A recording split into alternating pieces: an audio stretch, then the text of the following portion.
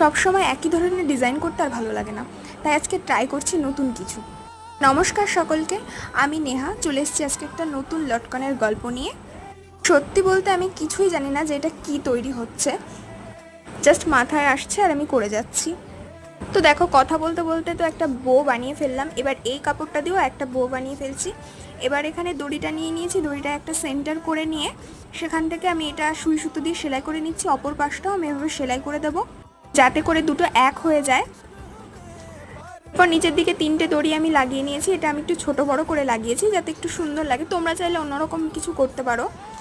দড়িগুলো দেওয়াতে লুকটা বেশ সুন্দরই আসছিল। এরপর একটা লেস নিয়ে নিয়েছি, লেসটা দিয়ে আমি চারিদিকটা কভার করে দিচ্ছি। এই হচ্ছে ফাইনাল লুক। তবে মাঝখানটা আমার একটু ফাঁকা ফাঁকা লাগছিল, ওই জন্য 4টে পুঁথি নিয়ে নিয়েছি। এই পুঁথিগুলোকে আমি 4টে মাঝখানে লাগিয়ে দেবো। অবশেষে তৈরি। তোমাদের কেমন লাগলো অবশ্যই কমেন্ট করবে। টাটা।